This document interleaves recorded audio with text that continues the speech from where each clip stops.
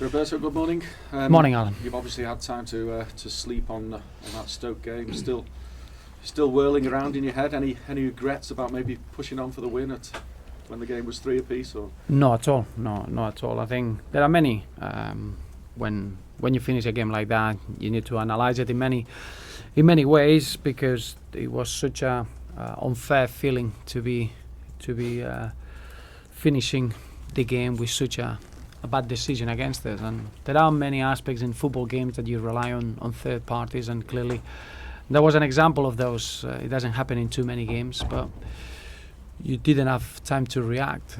Is a decision that really had a direct effect on finishing the game with a draw or losing the game. So I don't think it was even our approach of trying to win the game. We'll always do that. I think winning the games is what we need now. We had too many draws, which we've been so close of getting full points in many games, and I think it's part of the learning curve of ourselves as a team to try to get as many points as we can. But playing against a team like Stoke, that they are in great moment of form, being 2-1 down and being able to control the second half in the way we did and get ourselves in front and score 2 very good goals and get ourselves in a position that we should have managed the game a little bit better, it was really tough to end up the game with no points to show. And I think the performance deserves a lot more, in what it was a fascinating game of football with so many good quality individuals with a lot of goal scoring threat. But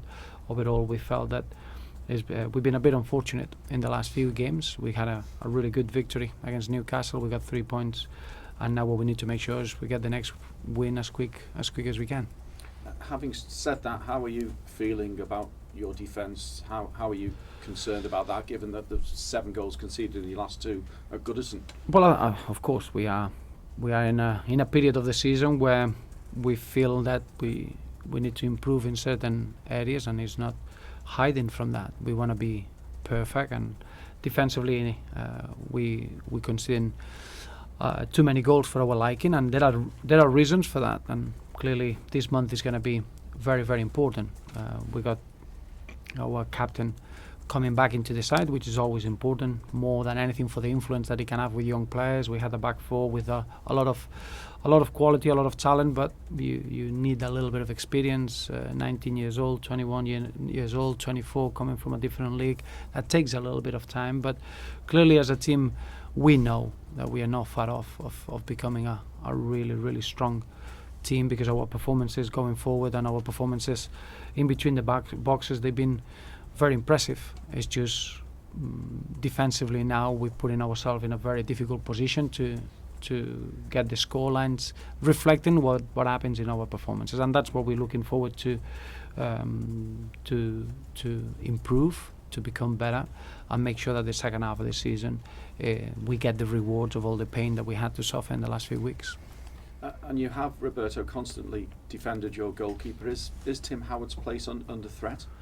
Every player's position is always under scrutiny, and not just scrutiny. It's just, I think we are what we are because of the competition for places that we have. But in the same manner, I don't think it's a situation down to one individual. It would be very, very stupid from us just to think that the solution is just to blame someone. I think Tim Howard had an incredible moment against Newcastle. He had a great save in a key moment of the game.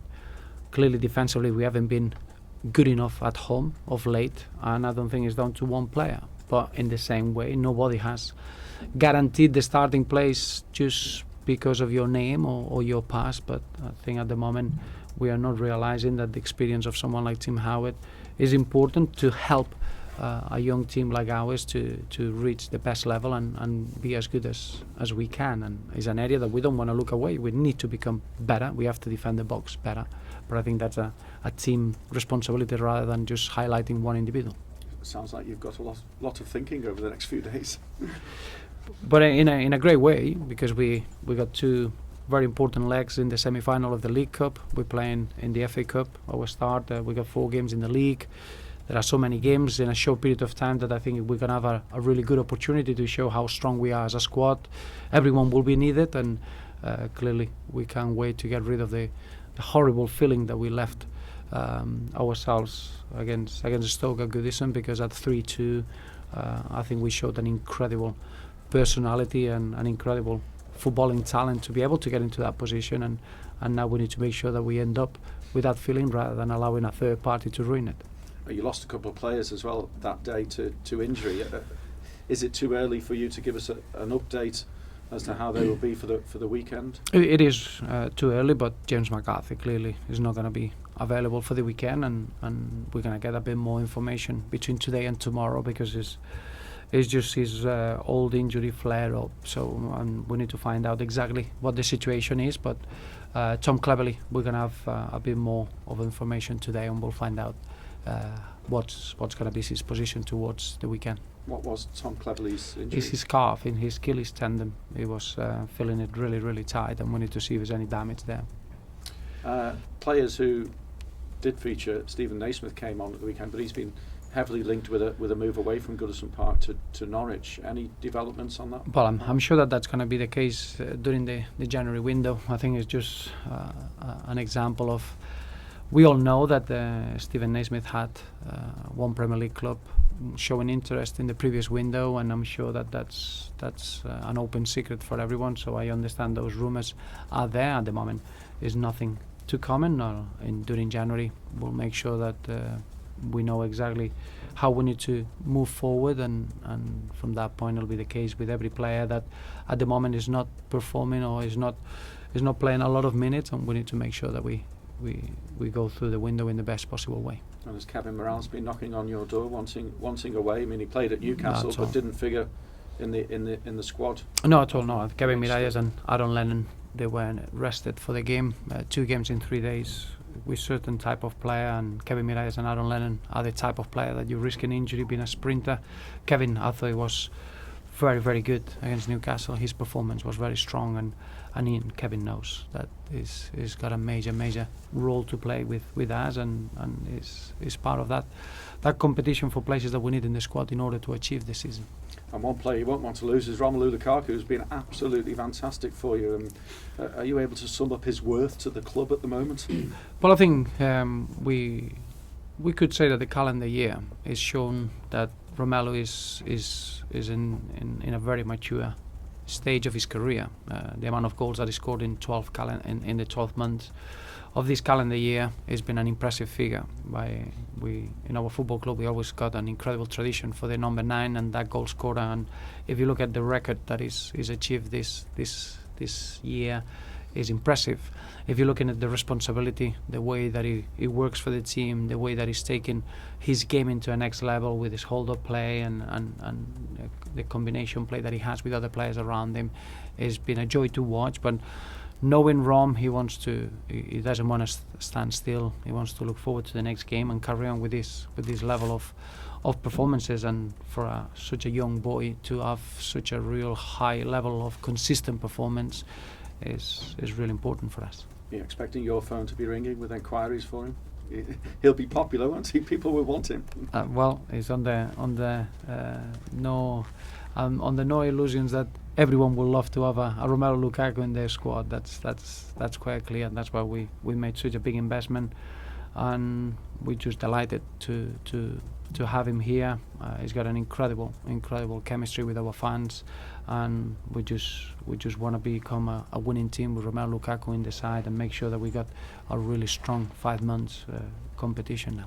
You're at home on Sunday against a side who are really in form at the moment. Tottenham going well, particularly away from home. It will be difficult. They are.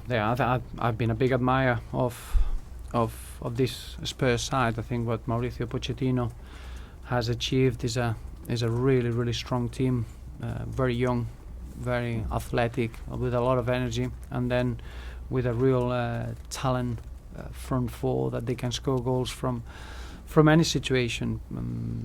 It's not a surprise to me how consistent they've been and how difficult they are to play against, and I expect Tottenham to have a really, even anything, a stronger second half of the campaign, and that's why we'll have to be at our best. But in the same way, we're looking forward to that game because we feel that we've been a bit unfortunate with our results, and a good performance against a team as strong, as good as the Spurs at Goodison get us in a fantastic position approaching the start of the new year. They're being spoken about as title contenders in some quarters. Tottenham, do you see that? Why not? I think, if anything, this season is about consistency, and whichever team will be able to be consistent in the next second half of the season will have a great opportunity to achieve a really good ending of the campaign. I think Spurs, they got a strong squad. They've got a large squad. They're competing in Europe. I think they got a really strong mentality as a group, and I don't see them losing any sort of energy or any sort of focus in the next few months. If anything, being such a young team, I expect them to grow even stronger. So I see them as strong contenders for a really successful finishing. Just a quick one in terms of, obviously it's New Year's Eve and everything. Is everything as normal? Everybody's in training, nothing changes just because it's New Year's Eve here? No. I think I mentioned we don't pick when to play the games. We don't work on festivities. We work on preparing games. We play on the 3rd, so clearly we're going to be in working and making sure that we get ready for what's going to be a really important game. The festivity is for all our fans and the families, but we're really looking forward to have a really good performance and a good feeling in this period. And you mentioned Jags. Does he have any chance of this game, Phil Jagielka? We got the next 3 days are very important for Phil Jagielka. I think the weekend could be a bit too early, but I expect him to be involved. We got the next 3 games. He will be involved. If it's not the Spurs game or the Man City game in the Cup, it will be in the FA Cup 3rd round. So I would say in the next 7 to 10 days, we need to make sure that he gets the final stage of his preparation. Medically, is got the green light. Now is making sure that he gets a good program to get him match fit. So his presence is already in the dressing room. Is a lively character that we missed immensely, but we need to make sure that he's 100% before he can come back into challenging for a position in the team. And just one last one for me, if I may. You mentioned to us a few weeks ago that if this situation did arise with Stephen, that you would have a one-to-one chat with him. Have you had that chat yet? No, we're gonna have it. Obviously, we speak constantly, but I think in terms of making a decision about the next step and his future is going to be over the next couple of weeks. It's important as well. We got a really busy period now, and we need to make sure that we go through these games, and mid-January will be a perfect moment to have a little bit more of a calm period to look into detail. So Roberto, he's not agitating for a move at all. We know he's really professional, the way he conducts himself and everything else. He just, I guess, wants regular first team football if the opportunity presents itself. Well, I think is like anything. As a footballer, the windows are going to present a situation where you wanna, if you're not playing regularly or you're not starting the amount of games that you would expect, you wanna just think about what's next. And it's exactly the same as a football club, as a squad. We need to make sure that our players find themselves that they can get back into the team, and they feel that they got a strong belief to end up playing. Competition for places is down to seeing a player that is playing in your position and seeing how well he's doing, and it's down to you really if you feel that no, I could end up playing, or I've got a big role to play. And it's not down to the manager, it's down to the individual to feel, as long as I'm getting an opportunity, I'll show that I can end up playing. So that's important, that we have that sort of communication and that assessment in every window as a squad, in order to become better and stronger, and we can move forward. Thank you. Thank you. Thank you.